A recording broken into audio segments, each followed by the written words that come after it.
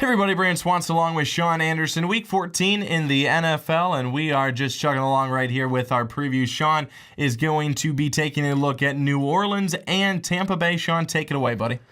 For the Saints here, I mean, you lost to the Lions, and boy, that did not look good. I picked the Saints to win. Every Lions fan came on, you're an idiot, you're a moron, Lions are going to win the Super Bowl. That's not going to happen. But, yeah, I got it wrong. And the key for... You got it wrong, so...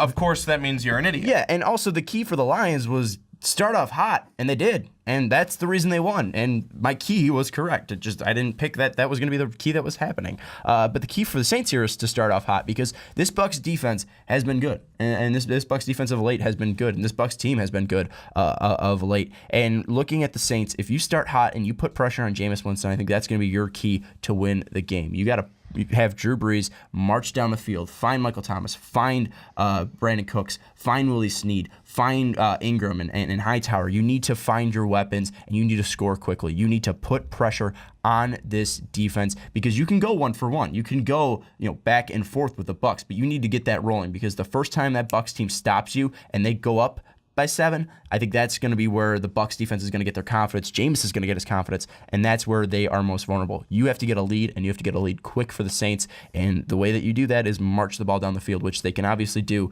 with Drew Brees. And the key for the Tampa Bay Bucs here, I think it's, get Doug Martin established because he hasn't been able to get established. You need to push on that front line because obviously Jameis Winston's been fantastic. Obviously Mike Evans has been one of the best receivers in the league so far. You need to get a push. You need to get a run game going. You need balance, and that balance will throw off the Saints defense because, newsflash here, they're not that good.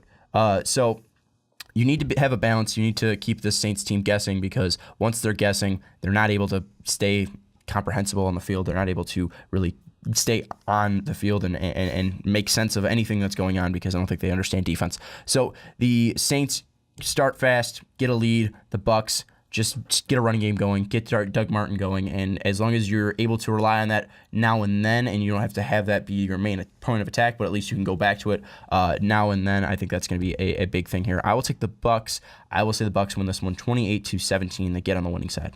Sean, a lot of people have been saying it, commenting on some videos, and I'm sure they'll continue to comment this week. Maybe not so much now because you picked the Bucs, but let's just squash this here and now. Are the Bucs for real, and should we be surprised at how well they've been playing as of late? No, I don't. I think the Bucs have overachieved. I think being a playoff team and being in the competition for the NFC South, but it doesn't really surprise me per se because you still have a lot of young talent. You still have a great quarterback in Jameis Winston. You still have a great wide receiver in Mike Evans. I mean, you have Gerald McCoy on one side. You have Hargraves, who hasn't been fantastic. You have Levante David. I mean, there's talent on this team. They just haven't been able to put it together. And the fact that they're putting it together is kind of surprising, but there's still talent on the team. And plus, them being close to a playoff team, I think speaks more of the division because in the NFC South, the Panthers are down. The Saints are usually where they're at 8-8, and it's a team with a great Drew Brees and nothing else. And the Falcons have, shown the life of, you have Julio Jones and Matt Ryan, but there's not that much on that defensive side. So Tampa Bay might be weirdly enough, the most complete team in the NFC South, but that doesn't make them a great team. I think they might get steamrolled in the playoffs, but they definitely can make the playoffs, and I think they can make the playoffs further down the line as well because you do have a young nucleus of talent. Hey everybody, thanks so much for checking out these videos today. Make sure you comment down below, like this video, subscribe to MVP, and check out the Patreon page. So long, everybody.